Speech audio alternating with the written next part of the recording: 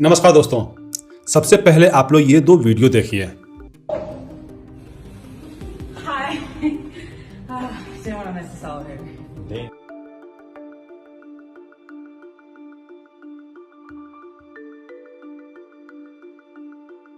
तो दोस्तों, अगर मैं आपसे ये कहूं कि दिखाए गए वीडियो में ना तो रश्मिका मंदाना असली है और ना ही आलिया भट्ट असली है, चौंक गए कि भाई रश्मिका मंदाना और आलिया भट्ट नहीं तो कौन है? तो बॉस, ये पूरा का पूरा वीडियो फेक है और जिस टेक्नोलॉजी से ऐसे वीडियो बनाए जा रहे हैं उसका नाम डीप फेक टेक्नोलॉजी है। तो दोस्तों, आज के वीडियो में हम समझने वाले हैं कि ये डीप फेक टेक्नोलॉजी है क्या, ये काम कैसे करती है, इसको पहचाने कैसे, और ऐसे जो वीडियो बन रहे हैं उसके अगेंस्ट में क्या नियम है हमारे देश में। तो आइए दोस्तों, बढ़ते हैं टेक्नोलॉजी के एक नए सफर में। दोस्तों, सबसे पहले आप मोदी जी का ये वाला वीडियो देखिए। डीप फेक क्या कर सकता है और कितना बड़ा संकट पैदा कर सकता है, और उसमें जो चाहे वो बना सकते हैं जी। मैंने अभी एक वीडियो देखा जिसमें मैं गरबे गा रहा हूं और मैं खुद भी देख रहा क्या बढ़िया बना है जबकि मैं स्कूल एज के बाद कभी मौका नहीं मिला मुझे। डीप फेक टेक्नोलॉजी आज के इस डिजिटल वर्ल्ड में हर तरफ हो हल्ला मचा के रखा हुआ है। तो जैसा कि ये दो शब्दों से मिलकर बना है, डीप और फेक। डीप का मतलब है डीप लर्निंग और फेक तो फेक है ही। तो ये डीप लर्निंग क्या है, इसके बारे में हम जरा बाद में देखेंगे। ये पूरा का पूरा प्रोसेस एआई माने आर्टिफिशियल इंटेलिजेंस और मशीन लर्निंग के इस्तेमाल करने से बनाया जा रहा है, जिसमें हम किसी भी इंसान का वीडियो, किसी भी इंसान की आवाज हूबहू किसी दूसरे इंसान से पूरे तरीके से बदल सकते हैं। और इसका नतीजा, इसका रिजल्ट इतना घातक है, इतना सॉलिड है कि हमारे आपके लिए पहचान कर पाना अभी के डेट में ऑलमोस्ट इम्पॉसिबल है। अगर 2-4-5 साल और ये टेक्नोलॉजी पे काम हो गया तो फिर पूरे के पूरे तरीके से वो इम्पॉसिबल हो जाएगा इस टेक्नोलॉजी का प्रोडक्ट को पहचान पाना। तो दोस्तों, सबसे पहले ये समझते हैं कि आखिर ये डीप फेक टेक्नोलॉजी काम कैसे करता है। डीप फेक वीडियो बनाने में जनरेटिव एडवर्सरियल नेटवर्क यानी कि GANS का उपयोग किया जाता है। इसके लिए हमारे पास बहुत तगड़े वाले और सुपर कंप्यूटर टाइप का कंप्यूटर चाहिए होता है। इसके अंदर अनलिमिटेड डेटा फीड किया जाता है, और जैसे कि मैंने पहले ही कहा था, डीप लर्निंग। तो ये जो कंप्यूटर है वो सारे डेटा को बहुत सही तरीके से अध्ययन करता, स्टडी करता है, और इसके बाद वो इतने बारीकी से चेहरे का हाव भाव, बोलने का तरीका, आपका अंदाज, हर कुछ को इतने बारीकी से वो अध्ययन कर लेता है कि इन सब के हिसाब से वो एक बेहतर वीडियो बना के देता है। और ये इतना रियल है कि दोस्तों, ये आपको रियल से भी ज़्यादा रियल देखने को मिलेगा। तो दोस्तों, ये सवाल उठता है कि आखिर ऐसे वीडियो बनाने की आवश्यकता ही क्या पड़ी। तो देखिए, ऐसे वीडियो पहले मुख्यतः 3 काम के लिए बनाया जा रहा था। पहला तो है एंटरटेनमेंट। ऐसे जो भी ऐतिहासिक लोग हैं, जो भी ऐतिहासिक फेमस इंसान थे जो अब हमारे बीच नहीं हैं, तो उनका रेफरेंस करने के लिए हम लोग एंटरटेनमेंट जगत में इस टेक्नोलॉजी का इस्तेमाल करते थे। किसी भी जो एक्टर, हीरो हीरोइन बड़े हो गए हैं, उसका एज कम दिखाना हो तो भी हम इस टेक्नोलॉजी का इस्तेमाल कर रहे थे। अभी हालिया आपने वो मूवी देखा होगा जिसमें थालापति विजय है, तो बाप और बेटे का एक ही आदमी रोल कर रहा था। तो सेम टाइम में विजय सेतु, थालापति विजय को बेटा भी दिखाना था और बाप भी दिखाना था। तो एज को डी एजिंग करने के लिए इसका इस्तेमाल हम लोग कर रहे थे। दूसरा, इसका इस्तेमाल एजुकेशन पर्पस के लिए किया जा रहा था। एजुकेशन और लर्निंग को और इंटरेक्टिव बनाने के लिए हम लोग डीप फेक वीडियोज का इस्तेमाल कर रहे थे। और तीसरा था कि एडवर्टीजमेंट जगत में हम इसका इस्तेमाल कर रहे थे। जैसे एक कोई एक्टर है, मान लो अमिताभ बच्चन है या ऋतिक रोशन है या शाहरुख खान है, तो हमने एक कोई एडवर्टीजमेंट उनका वीडियो बना लिया उनके कंसेंट से, और फिर बार बार ये लोग बहुत बिजी होते हैं, हर जगह पे नहीं आ सकते हैं, तो डीप फेक वीडियोस हम लोग उनके चेहरे का इस्तेमाल करके और फिर एडवर्टीजमेंट जगत में हम वो काम कर रहे थे। तो जब तक इंटरटेनमेंट और एडवर्टीजमेंट तक ये बात सीमित थी, तब तक तो डरने वाली कोई बात नहीं थी, ये यूजुअल था। लेकिन आज के डेट में इस डीप फेक टेक्नोलॉजी का इस्तेमाल अलग अलग तरह के फ्रॉड को करने में किया जा रहा है। वो फ्रॉड फाइनेंशियल हो सकता है, वो फ्रॉड ब्लैकमेलिंग को लेकर हो सकता है, वो फ्रॉड न्यूड इमेजेस और न्यूड पोर्नोग्राफी को लेकर के हो सकता है। तो ऐसे भांति भांति के फ्रॉड्स किए जा रहे हैं इस डीप फेक टेक्नोलॉजी को लेकर के।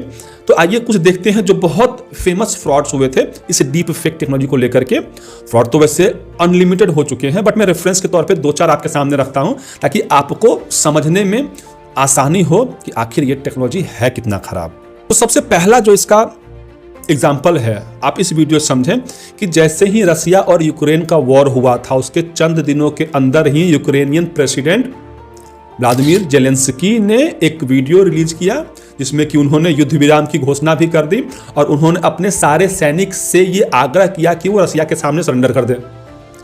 उसके कुछ बहुत जल्दी ही ये पता चला कि ये वीडियो फेक है, ये डीप फेक टेक्नोलॉजी का इस्तेमाल करके बनाया गया है।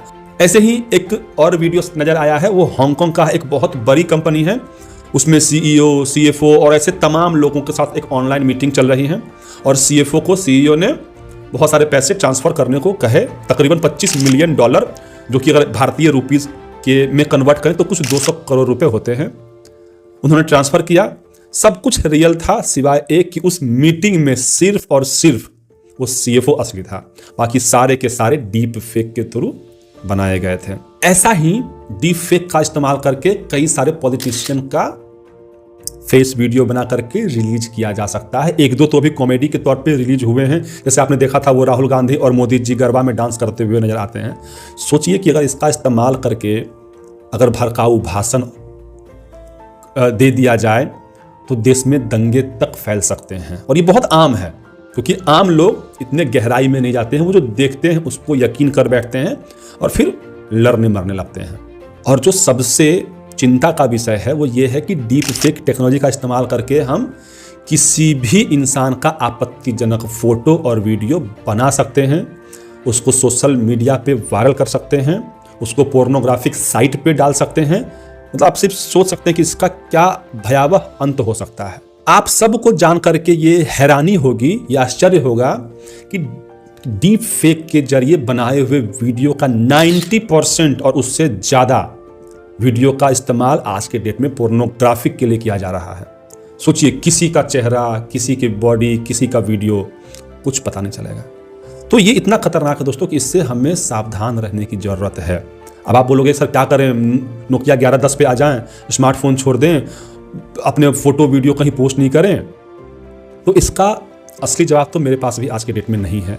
मैं सिर्फ इतना कह सकता हूं कि हम जितना सावधान और सतर्क रह सकते हैं उतना रहने की ज़रूरत है। अननोन कॉल्स को उठाने की बिल्कुल भी ज़रूरत नहीं, और ख़ासतौर पे वो अगर वीडियो कॉल हो तो प्लीज़ उसे ना उठाएं, क्योंकि इस पर भी बहुत खतरनाक, बहुत भयावह चीज़ें हो रही है। एक किस्सा हुआ था कि आपको एक अननोन वीडियो कॉल आएगा, आप जैसे ही उसको ऑन करेंगे वैसे ही आपके सामने स्क्रीन पे कुछ न्यूड महिला रहेंगी या कुछ न्यूड पुरुष रहेंगे और वो दोनों वे से आपका रिकॉर्ड हो जाएगा और फिर आपको आएंगे ब्लैकमेलिंग वाले कॉल्स। और जो ब्लैकमेल भी करेगा, चाहे वो पुलिस हो, थानेदार हो या कोई भी हो, वो भी डीप फेक का ही इंसान रहेगा और आप मजबूर हो जाएंगे पैसे देने के लिए। ये घटनाएं हो रही है, ये कोई फ्यूचर में होने वाला सोच नहीं है, ये वर्तमान में घट रहा, हो रहा सत्य है। तो दोस्तों, अब सवाल ये उठता है कि अगर ऐसे वीडियो हैं आपके सामने फ्लोट हो रहा है तो इसको पहचानने का तरीका क्या है? एक जो सबसे सिंपल तरीका है वो चेहरे का हाव भाव और आंखों के झपकने का तरीका है। जब हम बात करते हैं नेचुरल तरीके से तो हमारे आवाज़ सिंक होते हैं, एक्सप्रेशन सिंक होता है, आंख जो हम झपकते हैं वो सिंक में होता है। बट जब ये डीप फेक में होगा तो ये कभी सिंक में नहीं रहता है। तो इस तरह से आप आराम से डीप फेक वीडियो को पहचान सकते हैं। एक और बहुत जो कमाल की बात है जो हमें ध्यान देना चाहिए, जो बहुत बारीक है, वो है फेशियल कलर, जो कॉम्प्लेक्शन है। जब हम डीप फेक से कुछ भी तैयार करते हैं तो वो पूरे फेस पे ना कॉम्प्लेक्शन का जो टेक्सचर है ना वो बड़ा वेरिएंट होता है।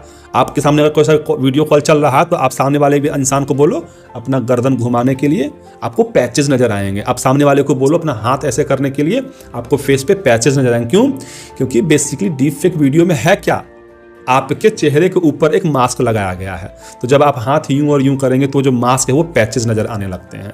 तो इन कुछ तरीकों से हम डीप फेक वीडियो को पहचान सकते हैं। इसी बात पे मुझे एक और बात करनी है आपसे कि ऐसे वीडियो, ऐसे टेक्नोलॉजी, ऐसे फ्रॉड्स को लेकर के क्या कोई नियम नहीं है?